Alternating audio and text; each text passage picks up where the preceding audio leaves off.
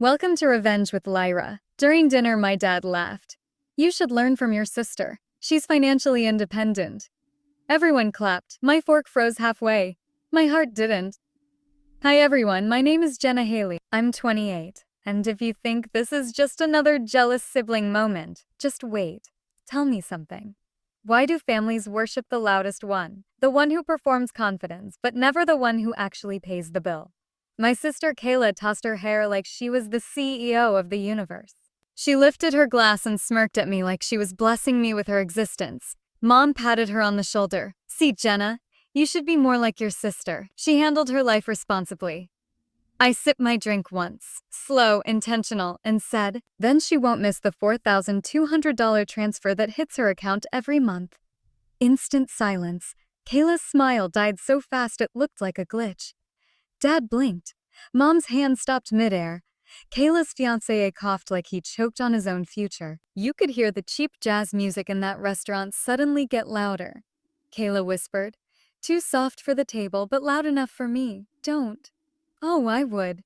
Because nobody in this room knew what I knew or what I'd already done. No one knew what I'd collected. No one knew what was already filed. And they definitely didn't know the reason Kayla's bank account had $4,200 magically appear every month for the past 19 months came from me.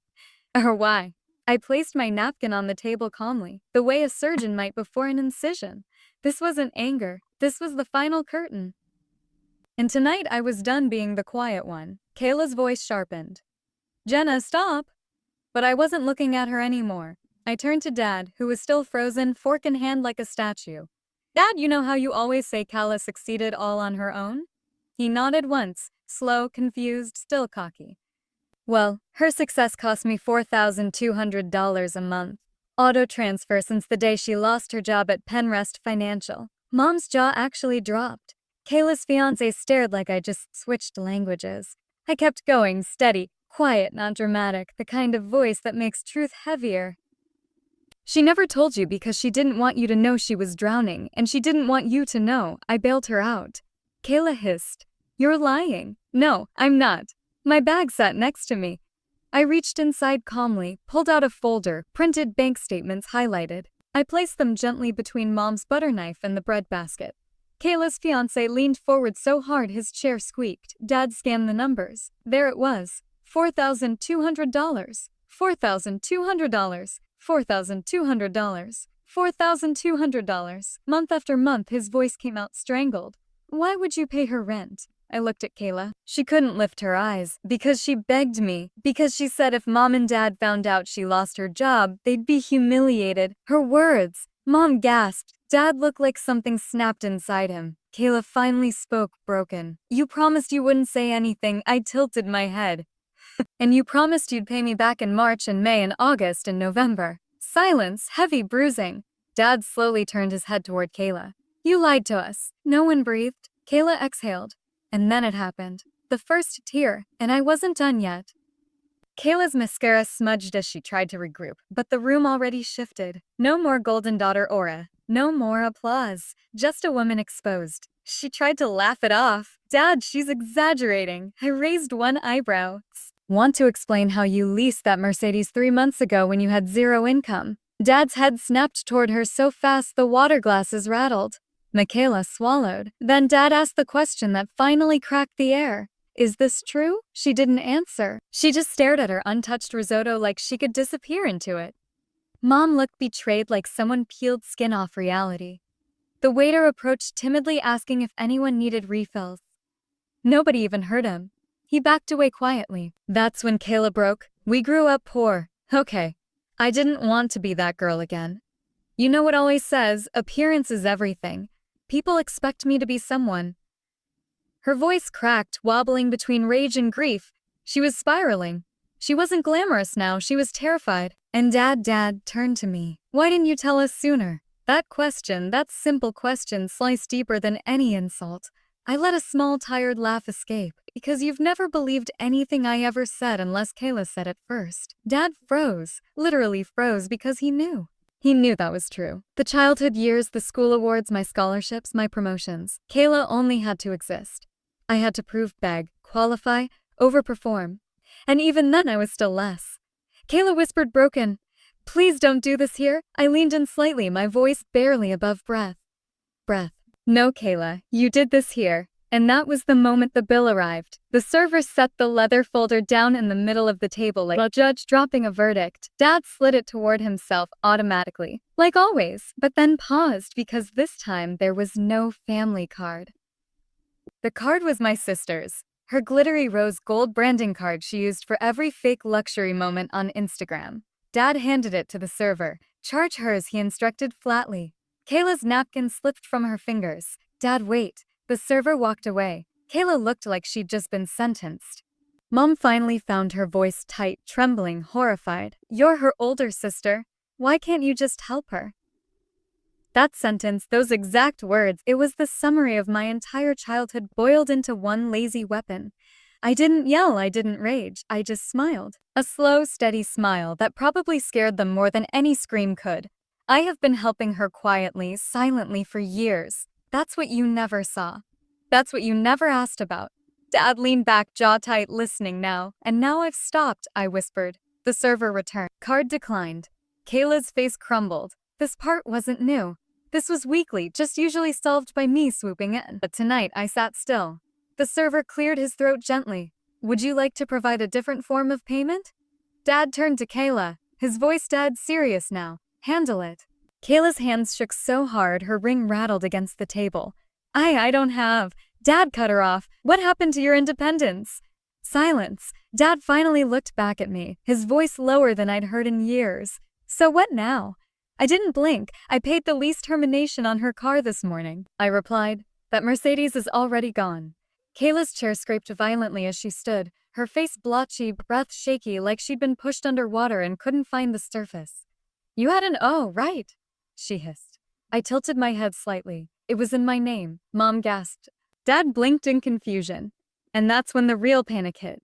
The part they never thought about. The part they never imagined could hurt them. Their reputation, status, appearances. Wasn't afraid of debt. She was afraid of losing the image. She stumbled toward the exit, heels loud against the stone floor, clutching her purse like she could hold on to her old life if she just squeezed hard enough. Dad stood up slowly.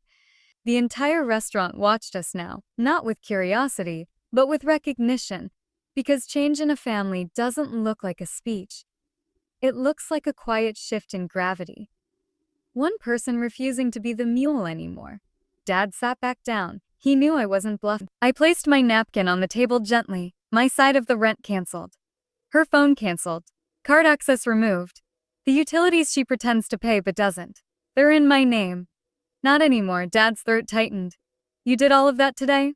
I nodded. The moment she called me a burden last week, I started the paperwork. He inhaled sharply, age suddenly showing in his posture. He looked older, smaller, almost fragile. His voice broke into something I hadn't heard in years. And what do you want now?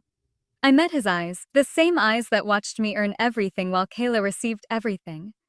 I want you to stop calling weakness love. Mom flinched. Dad blinked. And I want you, I added softly, to stop pretending you don't know who really kept this family standing. Dad's shoulders slumped like something heavy finally slipped off that he had been pretending wasn't there. He looked down at his hands. Those same hands that used to clap for every mediocre thing my sister did, but never lifted when I was burning myself alive to keep everyone warm. Mom opened her mouth, probably to protest, to twist narrative, to label me dramatic again. But Dad raised his hand and stopped her. That alone told me everything. He finally saw it. He finally saw me. For the first time maybe in my entire life, he actually looked at me like a real person, not a background character. Alexa, he whispered. Hearing my own name in that tone made something shake in my ribcage. But I didn't let softness pull me back down. I don't owe her my life, I said quietly. She chose aesthetics over responsibility, and you enabled her because it was easier to keep pretending she was winning. Dad nodded slowly like someone realizing he's been reading the wrong script for decades. Mom shoved her chair back, furious, embarrassed, cornered. You're punishing your sister. She's blood. I didn't raise my voice, I'm protecting myself. And my future. Dad inhaled, long defeated.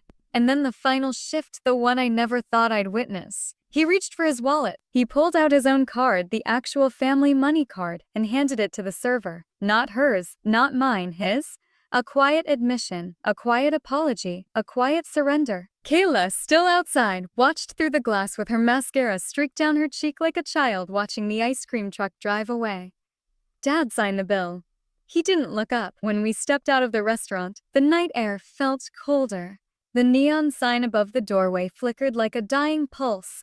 Kayla stood there small, stripped of her armor, her breath visible in the night like smoke. Her voice was thin. So that's it. You're just cutting me off. I didn't blink. You cut yourself off when you pretended entitlement was effort. I'm just stopping the subscription you assumed was permanent. Her lip trembled. But what do I do now? Dad answered, not me. You get a job, he said. You grow up. Kayla flinched like he slapped her, because those 4 words she had never heard from him before.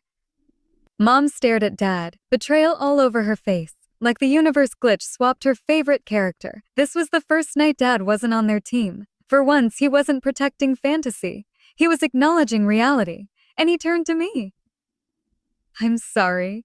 Not theatrical, not dramatic, just real. The apology I chased my entire life fell into my lap on a sidewalk I wasn't trying to impress anyone on. I nodded once, accepting without letting it override everything. We're going to build our own systems now, I said. One where accountability isn't optional. Dad swallowed, then nodded back. Agreement and silence. Mom shook her head, refusing to believe this shift was permanent, still stuck in denial. Kayla, mascara carved into her cheeks, finally whispered, "Can I come home with you tonight?" I met her eyes. No, because growth isn't a spare bedroom you loan out. It's a mirror you hand someone and let them sit with their reflection. Kayla looked down, shivering alone. Dad exhaled and said the final line, "She has to learn." I drove home in silence, the kind that isn't empty, but earned. The city lights passed like white brushstrokes on black velvet. For the first time in years, I didn't feel the need to explain myself to anyone. When I walked into my condo, my reflection in the hallway mirror didn't look like a backup character anymore. I looked like the protagonist of my own life. The next morning, I woke up early and sat at my kitchen island with coffee. My favorite mug, the one with the cracked handle, one little AI bait breaker detail. The tiny ceramic chip on the rim always scratches my lip if I'm not careful. And I weirdly love that imperfection. Human flaws are proof of living. I opened my laptop. The digital banking dashboard loaded, and with one single click, I finalized it. All reoccurring transfers to my sister. Permanently canceled, not paused, not reduced, deleted. Dad texted me an hour later. "Thank you for not screaming at me last night. I needed to see it. I'm starting therapy on Monday." I stared at that message for a long time, not because it hurt, but because it didn't anymore. Kayla didn't text. She didn't call. She didn't send a voice note. Her silence was the first sign of reality, hitting her harder than I ever could. 3 days later, a coworker walked into the office break room and said she saw Kayla applying for a shift at a boutique downtown. The rumor spread quickly, not as gossip, but as proof. When the golden pedestal is gone, you face the ground you actually stand on. Thanksgiving came. For the first time in my adult life, I didn't wait for an invitation to feel included. I spent it with people who didn't want anything from me except my presence. People who saw me. People who clapped not because of who I funded, but because of who I am. Healing wasn't giving them money. Healing was refusing.